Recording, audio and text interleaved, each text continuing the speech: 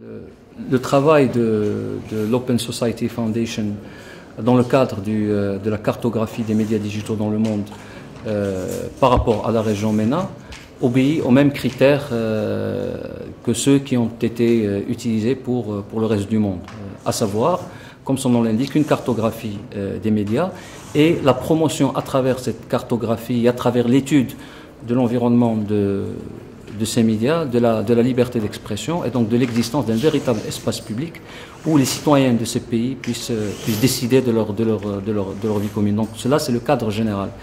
Maintenant, est-ce qu'il y a une particularité à la région MENA en termes de résultats? La région MENA est marquée par deux caractéristiques importantes qui sont en fait le fruit d'une réalité politique.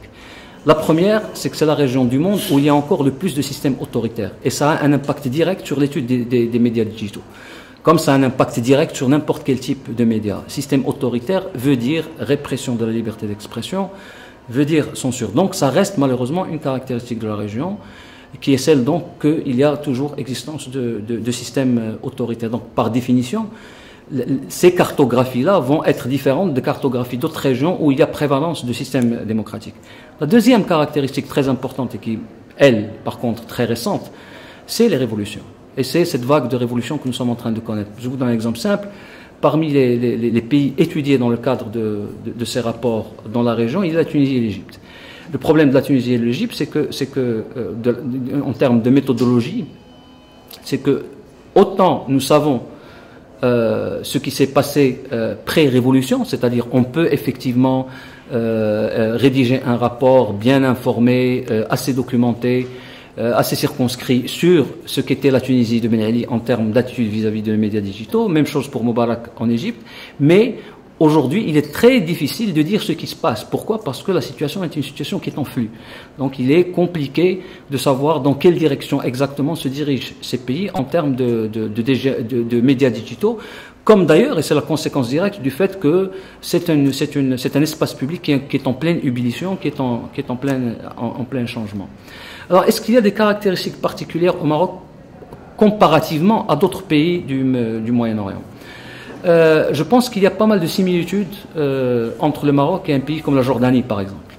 Il est assez aisé de comprendre pourquoi, parce que les systèmes politiques de ces deux pays sont assez similaires. Ils ne sont pas totalement semblables, évidemment, mais ce sont des monarchies constitutionnelles avec une sorte d'autoritarisme que certains décriveraient comme étant soft. Donc il y a certaines similitudes. Par contre, il y a de très grandes différences, évidemment, avec des pays comme la Tunisie, l'Égypte, et bien évidemment avec un pays comme le Liban, qui est l'autre pays qui est couvert. Alors, rapidement, ce qu'on peut dire par rapport au Maroc, c'est que lorsque vous analysez, vous étudiez le corpus de lois qui existe, à plusieurs égards, nous avons affaire à un corpus légal, juridique, qui finalement ressemble de façon assez forte à ce qu'on peut trouver dans des pays démocratiques. Or, la réalité sur le terrain de la liberté d'expression, non seulement des médias digitaux, mais aussi de tout type de médias, c'est que nous sommes dans une phase de reflux de ces libertés depuis quelques années. Et en fait, cela a à voir avec le système politique qui, lui, n'est pas un système politique démocratique. Donc, il ne s'agit pas de mettre en place des textes techniques qui sont similaires à ceux qui sont utilisés dans des pays démocratiques. Il faut avoir tout un environnement constitutionnel, tout un environnement légal, en dehors des textes de loi qui régissent ces secteurs en particulier, pour pouvoir aboutir donc à cet objectif qui est celui de la liberté d'expression et de l'utilisation des médias digitaux dans un sens qui va vers un renforcement de la citoyenneté et un renforcement de la démocratie.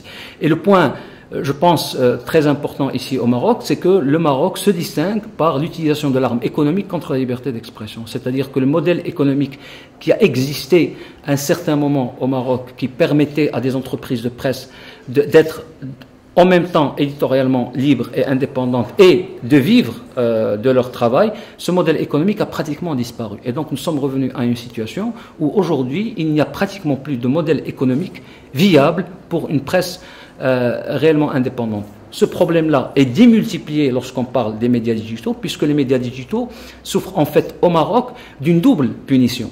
La première, c'est qu'ils souffrent du même problème que beaucoup de médias digitaux de par le monde. Vous savez, même aux États-Unis, la question de la rentabilisation des médias digitaux est encore d'actualité, c'est-à-dire que nous n'avons pas encore trouvé de modèle économique puissant, fort, établi pour la rentabilisation de médias d'information digitaux. Donc, même dans ces pays dits avancés, nous sommes toujours en phase de tâtonnement. Donc, évidemment, les médias digitaux marocains souffrent de cet aspect des choses. Mais en plus, s'ajoute à cela l'attitude négative du régime par rapport à la liberté d'expression, qui rend encore cette recherche d'indépendance financière qui donc permet de maintenir une indépendance éditoriale encore plus difficile.